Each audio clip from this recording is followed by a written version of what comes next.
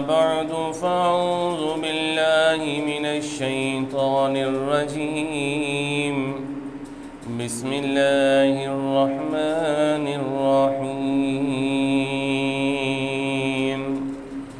يا أيها الذين آمنوا لا تقولوا راعنا وقولوا انظرنا واسمعوا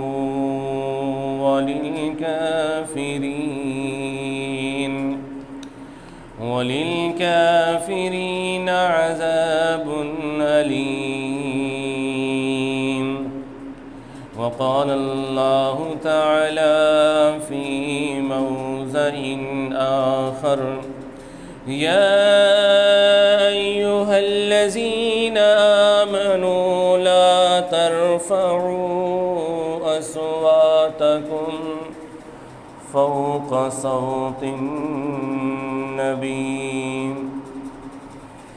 ولا تجهروا له بالقول كجهر بعضكم لبعض. قال النبي صلى الله عليه وسلم من لم يرحم صغيرنا ومن لم يوقر كبيرنا فليس منا. وقال عليه الصلاة والسلام الدين كله أدب أو كما قال عليه الصلاة والسلام. صدق الله العظيم وصدق رسوله النبي الكريم ونحن على ذلك لمن الشاهدين والشاكرين والحمد لله رب العالمين. میرے واجب القدر، میرے واجب الاحترام بزرگوں اور دوستوں، آپ علیہ الصلاۃ والسلام نے اپنی امت محمدیہ صلی اللہ علیہ وسلم کو دین کی ایک ایک مسئلے کو سکھایا اور دین کے اندر آداب ہمیں بتلائے کہ ہم نے اگر کھانا کھانا ہے تو کھانے کے بھی آداب ہوا کرتے ہیں، پانی پینا ہے تو پانی پینے کے آداب ہیں، ہم نے گفتگو کرنی ہے تو گفتگو کے بھی آداب ہوا کرتے ہیں، ہم نے اگر کپڑے پہننے ہیں تو اس کے بھی آداب ہوا کرتے ہیں. غرض ہم جو بھی کام کرتے ہیں، جو بھی نیک عمل کرتے ہیں، اس کے اپنے آداب ہوا کرتے ہیں. آپ علیہ الصلاۃ والسلام نے ارشاد فرمایا یتیم صرف وہ شخص نہیں ہوتا جس کا باپ فوت ہو جائے، بلکہ اصل یتیم تو وہ شخص ہے جو علم و ادب سے محروم رہ گیا، جس کو تمیز ہی نہیں ہے کہ میں نے کھانا کس طریقے سے کھانا ہے. کھڑا ہے تو کھڑے ہو کر کھانا کھا رہا ہے اور وحشیوں کی طرح کھانا کھا رہا ہے. پانی پی رہا ہے تو کھڑے ہو کر پانی پی رہا ہے. فرمایا کہ اصل یتیم یہ شخص ہے جو علم و ادب سے محروم رہ گیا. دین ہمیں بتاتا ہے، ادب ہمیں بتاتا ہے کہ اللہ تبارک و تعالیٰ کی ذات کا کتنا احترام ہے، سرکار دو جہاں فخر دو عالم صلی اللہ علیہ وسلم کی ذات مبارکہ کا کتنا ادب و احترام ہے. اور آپ علیہ الصلاۃ والسلام کی نسبت سے جو ہمیں چیزیں ملیں، جو دین ملا، جو قرآن ملا، فرمایا کہ اس کا کتنا ادب و احترام ہے. یہ ہمیں دین کے اندر ساری چیزوں کا پتہ چلتا ہے. فرمایا کہ ادب سے اگر ہم ادب و احترام اختیار کریں گے تو ادب سے علم سمجھ میں آتا ہے، اور اگر ہم علم حاصل کر لیں تو اس سے ہمارا عمل صحیح ہوتا ہے، اور اگر ہم عمل صحیح کر لیں تو اس سے اللہ تبارک و تعالی ہمیں حکمت عطا فرماتے ہیں، اور حکمت مل جائے تو اللہ تبارک و تعالی ہمیں زہد نصیب فرما دیتے ہیں. زہد و تقوی مل جاتا ہے، اور جس آدمی کو زہد و تقوی مل جاتا ہے وہ دنیا سے بے نیاز ہو جاتا ہے، وہ تارک دنیا بن جاتا ہے، دنیا کو ترک کر دیتا ہے۔ اور جو شخص دنیا کو ترک کر دیتا ہے، فرمایا کہ اس کے اندر آخرت کی رغبت پیدا ہو جاتی ہے، اور جس کے اندر آخرت کی رغبت پیدا ہو جائے اس آدمی کا اللہ تبارک و تعالیٰ کی ہاں مقام پیدا ہو جاتا ہے۔ اس لیے ادب کو اختیار کرنا چاہیے۔ ادب سے انسانیت کا پتہ چلتا ہے، ادب سے انسان کا پتہ چلتا ہے، ادب سے ہی انسان کو معرفت الہیہ نصیب ہوتی ہے، اللہ تبارک و تعالیٰ کی پہچان نصیب ہوتی ہے۔ ایک شخص بادشاہ تھا، پرانے زمانے کی بات ہے، کافی عرصہ ہو گیا کہ وہ بادشاہی میں اندر اس کا وقت گزر رہا تھا، تو اس کے دل میں خیال آیا کہ وہ کون سا طریقہ ہے جس طریقے سے میں اپنی بادشاہت کو لمبا کر لوں، میری بادشاہت ختم ہی نہ ہو۔ تو اس نے اپنے عزیزوں سے، اپنے دوست احباب سے مشورہ کیا، تو اس کو لوگوں نے کہا کہ علماء اور صلحاء کے پاس چلے جاؤ، بزرگان دین کے پاس چلے جاؤ، تمہیں کوئی نہ کوئی حل مل جائے گا۔ اور جب ان کے پاس جاتا ہے اور بڑی ہی آوزاری کے ساتھ، عز و نیاز کے ساتھ کہ علماء و صلحاء کے پاس جاتا ہے، کہتے ہیں مجھے ایسا طریقہ بتائیں کہ میں اپنی بادشاہت کو لمبا کر لوں، میری بادشاہت ختم ہی نہ ہو۔ تو انہوں نے کہا کہ آپ کی بادشاہت لمبی ہو جائے گی، آپ غریبوں کے ساتھ حسن سلوک کریں، نیک کام کریں اور اچھائی کا برتاؤ کریں، آپ کی بادشاہت لمبی ہو جائے گی۔ تو خدا کا کرنا ایسا کہ اس کی بادشاہت لمبی ہوتے ہوتے ہوتے 400 سال تک پہنچی ہے۔ 400 سال تک جب اس کی وہ بادشاہت پہنچی، وہ اتنا لمبا عرصہ جب وہ زندہ رہا اور بادشاہت بھی ختم نہ ہوئی، تو اس وقت اس کی آزمائش شروع ہو گئی۔ تو شیطان ایک اجنبی کی شکل میں اس کے سامنے آیا، تو بادشاہ جو ہے وہ پوچھتا ہے بھئی تو کون ہے؟ اجنبی نہ ادھر تو آتے نہیں ہیں، تو کون ہے؟ تو وہ کہنے لگا کہ میں تو ابلیس ہوں۔ تو اس نے پھر پوچھا کہ تو کون ہے؟ کہنے لگا میں بادشاہ ہوں، اولاد آدم میں سے ہوں۔ اسے یہاں پہ ٹھونکر ماری۔ اس نے کہا اگر تو اولاد آدم میں سے ہوتا تو تیری اب تک موت واقع ہو چکی ہوتی، تو اولاد آدم میں سے نہیں ہے، تو کوئی اور چیز ہے، تو رب ہے جو تجھ سے پوشیدہ ہے۔ جب انسان کے پاس تھوڑا سا عہدہ آ جاتا ہے اور جب اس کے پاس مال بھی ہوتا ہے، غربت میں بھی آزمائشیں ہیں، لیکن جب یہ چیزیں آتی ہیں تو آزمائشیں بھی ساتھ آ جایا کرتی ہیں، خود بخود آزمائشیں ساتھ آتی ہیں۔ تو اس کے اوپر آزمائش آئی، کہنے لگا، اب ایک ممبر پہ کھڑا ہو گیا، جہاں بادشاہ اس کا تخت تھا وہاں پہ کھڑا ہو گیا، عوام کو اس نے جمع کر لیا، کہنے لگا میں نے آج تک تم سے ایک راز پوشیدہ رکھا ہوا تھا، میں اولاد آدم میں سے نہیں ہوں، اگر میں اولاد آدم میں سے ہوتا تو میں اب تک مر چکا ہوتا، میں اولاد آدم میں سے نہیں ہوں، لہٰذا تم میری عبادت کرو، میں رب ہوں، میری پوجا کرو۔ جب وہ اس گستاخی پر آ گیا تو پھر اس وقت کے جو نبی تھے ان پر وحی نازل ہوئی کہ اس نے پہلے نیکیاں اختیار کی تھیں، نیکی والا راستہ اختیار کیا تھا، علماء اور صلحاء والا راستہ اختیار کیا تھا، میں نے اس نیکی کی وجہ سے اس کی بادشاہت کو لمبا کیا اور 400 سال تک لمبا کیا، اب یہ میری بے ادبی کر رہا ہے، میری گستاخی کر رہا ہے، لہذا اب یہ اس کی بادشاہت ختم۔ تو بخت نصر جو اس وقت تھا، اس نے اس بادشاہ کی جو ہے سلطنت پہ حملہ کیا، اس کو قتل کر دیا، کہتے ہیں کہ 70 کشتیاں سونے کی وہ بھر کے ساتھ لے گیا۔ یہ اس بے ادبی اور گستاخی کی وجہ سے جو اس نے اللہ تبارک و تعالیٰ کی کسی مومن کی، کسی دین والے کی گستاخی بھی نہیں کرنی چاہیے۔ سیدنا عیسیٰ علیہ السلام کے زمانہ مبارک میں یہ واقعہ ملتا ہے کہ اس وقت جہاد کا حکم جب آیا ان کو ایک علاقے میں جہاد کرنے کا، تو ایک گناہ گار شخص تھا، اس کے پاس ایک تلوار موجود تھی، تو ایک مجاہد جاتا ہے، کہتا ہے کہ تو نے تو جانا نہیں ہے، مجھے اپنی تلوار دے دے، میں جہاد کرنے جاؤں گا، ہو سکتا ہے اس تلوار کی وجہ سے تیری آخرت سنور جائے۔ پہلے تو اس نے منہ موڑا، پھر کہتا ہے ادھر آ، یہ لے میری تلوار اور چلا جا، جہاد کر جا۔ تھوڑے دن گزرے،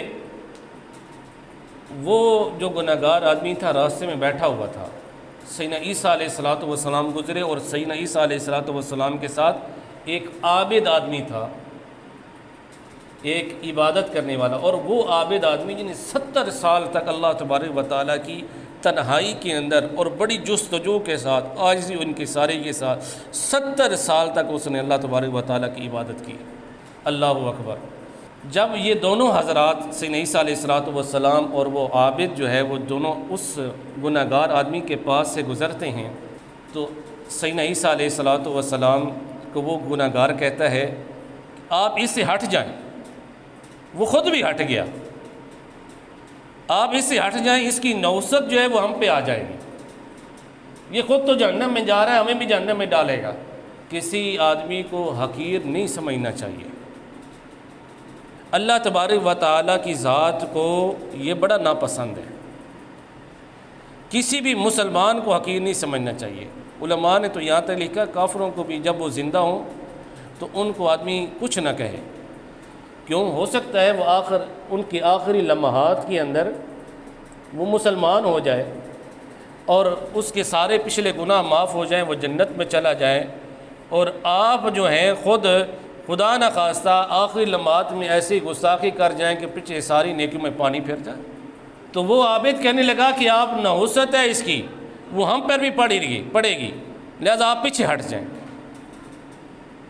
سیدنا عیسیٰ علیہ السلام کہ نبی تھے، فرمایا کہ اس آدمی نے جہاد کے لیے تلوار دی ہے، میں اس سے خوش ہوں، لیکن وہ کہنے لگا نہیں، آپ پیچھے ہٹیں۔ تو اللہ تبارک و تعالیٰ کی ذات اور رحمت کو جوش آیا اور غصے ہوئے، فرمانے لگے اے عابد، اے نبی، اس عابد کو بتا دیجئے کہ یہ جو آدمی بیٹھا ہوا ہے یہ صرف میرے نبی کی زیارت کرنے کے لیے بیٹھا ہوا تھا، اور اس عابد کی زیارت کے لیے بیٹھا ہوا تھا کہ میں ان دو نیک آدمیوں کو دیکھ لوں۔ اس نے تلوار اللہ کے راستے میں دی، میں نے اس کو پسند کیا، اس نے میرے نیک بندوں کی زیارت کے لیے آ کر بیٹھا ہوا ہے، میں نے اس کو پسند کیا ہے، میں اس سے محبت رکھتا ہوں، تم بھی اس سے محبت رکھو، میں تمہیں بھی اس کے ساتھ جنت میں داخل کروں گا۔ تو عابد کی پتہ ہی کیا کہنے لگا یہ جس جنت میں جائے گا میں اس جنت میں نہیں جاؤں گا۔ آج بھی لوگ بڑی بے دریغ ہو کر یہ کہتے ہیں جس جنت میں یہ جائے میں نے بھی نہیں جانا۔ تو اللہ تبارک و تعالیٰ کی ذات کو غصہ آیا، فرمایا کہ جا، میں نے تجھے جہنم میں داخل کر دیا، اس گناہگار کا جو جہنم میں مقام تھا میں نے وہ تجھے دے دیا، اور جنت میں جو تیرا مقام تھا، جو تیرے محل تھے، تیرے باغ تھے، میں نے اس گناہگار کو دے دیا۔ اللہ تبارک و تعالیٰ کی ذات کی بے ادبی نہیں کرنی چاہیے۔ اللہ تبارک و تعالیٰ جو حکم دیتے ہیں اس کو منوان تسلیم کرنا چاہیے۔ اللہ تبارک و تعالیٰ کی ذات کے ساتھ جس چیز کی نسبت ہے اس چیز کا بھی ادب و احترام لازمی ہے۔ بیت اللہ کو اللہ تبارک و تعالیٰ کی ذات کے ساتھ نسبت ہے، اس لیے اس کا ادب و احترام ہے، اور مسجد حرام کو بیت اللہ کے ساتھ نسبت ہے، اس لیے مسجد حرام کا بھی ادب و احترام ہے۔ مسجد حرام میں ایک نماز پڑھیں 1,00,000 نماز پڑھنے کا ثواب ملتا ہے، اور سرکار دو جہاں فخر دو عالم صلی اللہ علیہ وسلم کی ذات مبارکہ کا ادب و احترام بھی ضروری ہے، اور اتنا ادب و احترام کہ فرمایا لا یؤمن احدکم حتی اکون احب الیہ من والدہ وولدہ والناس اجمعین، تم میں سے کوئی شخص اس وقت تک کامل مومن نہیں بن سکتا، کامل ایمان والا نہیں بن سکتا، جب تک کہ وہ اپنی اولاد، اپنے والدین اور تمام لوگوں سے زیادہ آپ علیہ السلام سے محبت نہ کر لے، اس وقت تک کامل ایمان والا انسان نہیں بن سکتا۔ صحابہ کیسے محبت کرتے تھے؟ صحابہ آپ علیہ السلام کی جب محفل میں آتے نا، آپ علیہ السلام کا ادب و احترام اتنا کرتے کہ سر مبارک کو جھکا لیتے، آنکھیں ٹک ٹکی باندھ کر آپ علیہ السلام کو نہیں دیکھا کرتے تھے، آنکھیں جھک جایا کرتی تھیں، لب سی لیا کرتے تھے، یہ لب سی جایا کرتے تھے۔ فرمایا یا ایھا آمنوا لا ترفعوا اصواتکم، اے ایمان والوں اپنی آواز کو نبی کی آواز سے اونچی نہ کرو۔ جب یہ حکم نازل ہوا تو عمر فاروق رضی اللہ تعالیٰ عنہ کی آواز اونچی تھی، گرجدار تھے، تو اپنی آواز کو دبا لیا۔ اب لوگ ان کی آواز کس طرح سنا کرتے تھے؟ کان لگا کے سنا کرتے تھے۔ اتنی آواز کو دبایا کہ میری آواز جو ہے سرکار دو جہاں کی آواز سے اونچی نہ ہو جائے۔ اور صحابہ جب آپ کی محفل میں بیٹھا ہوا کرتے، پرندے بھی آ کر بیٹھ جایا کرتے تھے کہ یہ کوئی لکڑی ہے۔ اتنا آپ علیہ الصلوۃ والسلام کا ادب و احترام۔ آپ وضو فرماتے، صحابہ آپ کے وضو کا پانی نیچے نہیں گرنے دیتے تھے۔ آپ کے وضو مبارک کا جو پانی مبارک تھا اس کو صحابہ اپنے ہاتھوں میں لے لیتے اور کبھی اپنے سینے پہ، کبھی اپنے چہرے پہ، کبھی اپنے سر پہ، کبھی پی لیتے۔ یہ صحابہ کی محبت تھی۔ حتیٰ کہ آپ علیہ الصلوۃ والسلام لعاب مبارک اس کو بھی صحابہ کرام اپنے ہاتھوں میں لیتے تھے، اس کو زمین پر نہیں گرنے دیتے تھے، اس کو بھی اپنے سینے پہ لگاتے تھے۔ آپ علیہ الصلوۃ والسلام کے منہ مبارک کا کتنا ادب و احترام ہے۔ حضرت ام سلمہ رضی اللہ تعالیٰ عنہ، ہماری مائی محترمہ، آپ علیہ الصلوۃ والسلام کی زوجہ محترمہ ام المؤمنین ام سلمہ رضی اللہ تعالیٰ عنہ، انہوں نے آپ علیہ الصلوۃ والسلام کا منہ مبارک ایک چاندی کی نلکی کے اندر بند کیا ہوا تھا۔ لوگ پانی کا پیالہ بھیجتے، فلاں شخص بیمار ہے، فلاں شخص بیمار ہے، تو آپ جو ہے ہمیں وہ منہ مبارک جو ہے پانی میں ڈال کر دیں تاکہ ہمارے بیمار کو شفا مل جائے۔ جس چیز کے ساتھ سرکار دو جہاں کی نسبت ہو گئی وہ ساری چیزیں ہی اعلیٰ ہو گئیں۔ آپ علیہ الصلوۃ والسلام مکہ مکرمہ سے چل کر مدینہ منورہ تشریف لے گئے۔ پہلی بات تو یہاں پر یہ ہے کہ آپ کے جانے کے بعد اللہ تبارک و تعالیٰ نے اس شہر کا نام ہی بدل دیا۔ اس شہر کو پہلے یثرب کہا جایا کرتا تھا، تو اللہ تبارک و تعالیٰ نے اس کا نام ہی بدل دیا۔ فرمایا کہ اب یثرب نہ کہا کرو، اب اس شہر کو مدینہ طیبہ کہا کرو، کیونکہ حضور کے ساتھ نسبت ہوئی ہے۔ اب یہ پہلا نام بدل چکا ہے۔ یہ پہلے منافقین کا نام جو ہے وہ بدل گیا ہے، مشرکین کا جو نام تھا وہ بدل گیا۔ اب اللہ تبارک و تعالیٰ نے اپنے محبوب کی خاطر اس شہر کا نام مدینہ طیبہ رکھ دیا ہے۔ اب اگر ہم اپنی نعتوں کے اندر یا الفاظ کے اندر وہی لفظ دوبارہ دہراتے ہیں، یثرب کے لفظ دوبارہ دہراتے ہیں، ایک ہے آج یثرب کے والی، اس طرح کے الفاظ آتے ہیں۔ فرمایا کہ یہ کہنا بھی آپ علیہ الصلوۃ والسلام کی گستاخی ہے، یہ بے ادبی کے زمرے میں آتا ہے کہ اللہ تبارک و تعالیٰ تو حکم فرماتے ہیں، میں نے اپنے نبی کا ادب و احترام یہ کیا کہ میں نے اس شہر کا نام یثرب سے ہٹا کے اس کا مدینہ نام رکھ دیا، اور یہ ابھی تک پرانے ناموں کو لے کر وہ نعتیں بنا رہے ہیں۔ تو نبی کے جس چیز کے ساتھ نسبت ہوتی ہے اللہ تبارک و تعالیٰ اس کو بھی بلند فرماتے ہیں۔ فرمایا مدینہ کو نسبت میرے حضور کے ساتھ ہوئی ہے، تو فرمایا اس کی اتنی اللہ تبارک و تعالیٰ نے اس کو اعلیٰ بنا دیا ہے۔ فرمایا کہ اللہ تبارک و تعالیٰ نے مدینہ کی مٹی کے اندر شفا کو پیدا فرمایا۔ غبار المدینہ شفاء، فرمایا مدینہ کے غبار کے اندر بھی شفا ہے۔ فرمایا کہ آپ علیہ الصلوۃ والسلام کے ارشاد پاک، فرمایا جس نے مدینہ کی تکلیف پر صبر کیا، وہاں عمرے پہ جاتے ہیں نا لوگ، تھوڑی سی تکلیف پریشانی سفر کے اندر ہوتی ہے، تو فرمایا جس نے تکلیف کو برداشت کیا اور مدینہ کے اندر اپنے آپ کو عبادت میں وقت گزارا، تکلیف کو برداشت کیا، مدینے والوں کی عزت کی، فرمایا اس کے لیے میں جنت کا سفارشی ہوں گا، کل میں ان کے لیے سفارش کروں گا۔ تو فرمایا کہ مدینہ کے کسی چیز کے اندر نقص کو بیان نہ کیا جائے۔ ایک واقعہ آتا ہے، مولانا سید حسین اور مدینہ رحمہ اللہ تعالیٰ نے یہ واقعہ بیان کیا اپنے ایک مجلس میں۔ فرمایا کہ ایک شخص آیا، کہنے لگا کہ مدینہ کی جو دہی ہے یہ بڑی کھٹی ہے۔ آپ علیہ الصلوۃ والسلام خواب کے اندر آئے، فرمایا میرے مدینہ سے نکل جا، میرے مدینہ سے نکل جا، مدینہ کی چیزوں میں تو نقص و عیب تلاش کرتا ہے۔ تو فرمایا وہ آدمی گیا کہ اب میں کیا کروں، کدھر جاؤں، اور آپ علیہ الصلوۃ والسلام فرما رہے ہیں۔ تو وہ سیدنا امیر حمزہ رضی اللہ تعالی عنہ کی قبر مبارک پر گیا اور وہاں پہ رو رو کر التجائیں کرنے لگا کہ میری سفارش کیجیے۔ فرمایا کہ جب وہ کافی دن گزر چکا تو سیدنا امیر حمزہ رضی اللہ تعالی عنہ خواب کے اندر آئے.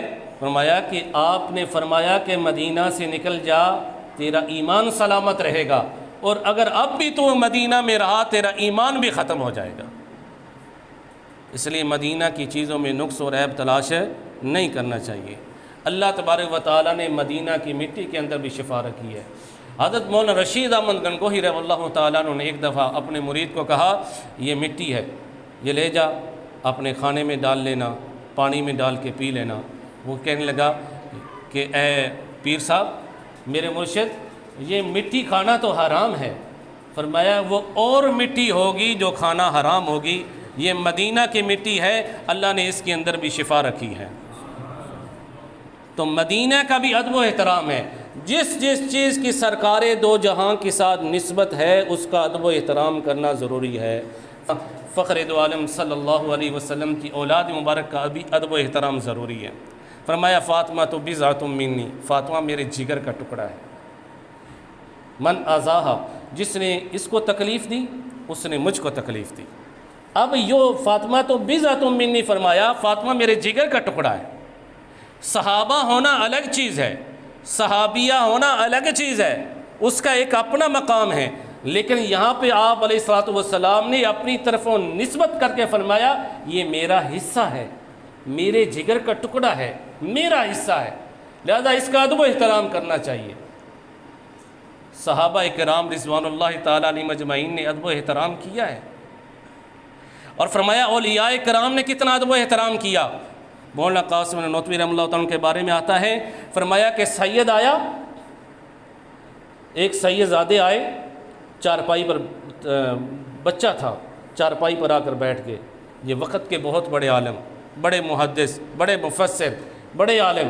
فرمایا چارپائی سے اٹھ کے اس پاؤں والی سائڈ پہ جا کے پوائنتی کی طرف جا کر بیٹھ کے سرہانے کی طرف ان کو بٹھا دیا. فرمایا یہ سارے قوم کے، ساری امت کے، ساری عوام کے، ساری امت کے یہ مخدوم زادے ہیں، ہم خادم ہیں، اور سارے عالم پر ان کی تعظیم کرنا واجب ہے. سید کا ادب و احترام بھی اسی وجہ سے کیا جاتا ہے کہ ان کی نسبت سرکار دو جہاں فخر دو عالم صلی اللہ علیہ وسلم کے ساتھ ہے. اللہ تبارک و تعالی ہمیں بھی ادب و احترام کرنے کی توفیق نصیب فرمائے. ادب و احترام قرآن پاک کا بھی کرنا ضروری ہے. فرمایا اسلام کے اندر ہر چیز جو ہے، یہ مسجد ہے، یہ مسجد کی صفیں ہیں، یہ مسجد کی ٹوپیاں ہیں، یہ مسجد، فرمایا ان کا ادب و احترام کریں. فرمایا ہر چیز کے اندر ہمیں ادب و احترام کا سبق ملتا ہے. کھانا کھانے کے اندر ادب و احترام ملتا ہے. فرمایا میں نے پہلے بھی بتایا ادب سے علم سمجھ میں آتا ہے، علم سے ہمارا عمل صحیح ہوتا ہے، اور جس کا عمل صحیح ہو جائے اللہ تبارک و تعالیٰ اس کو حکمت نصیب فرماتے ہیں، دانائی نصیب فرماتے ہیں. اور جس کو حکمت مل جائے اس کو اللہ زہد نصیب فرماتے ہیں. جس کو زہد مل جائے اس کو اللہ تبارک و تعالیٰ دنیا سے بے رغبت پیدا فرما دیتے ہیں، وہ تارک دنیا بن جاتا ہے. جو شخص تارک دنیا بن جائے اس کے اندر آخرت کی رغبت پیدا ہو جاتی ہے، اور جس کے اندر آخرت کی رغبت پیدا ہو جائے اس کو اللہ تبارک و تعالیٰ کی ہاں مقام حاصل ہو جاتا ہے. اللہ تبارک و تعالیٰ ہمیں بھی ادب و احترام کرنے کی توفیق نصیب فرمائے. وآخر دعوانا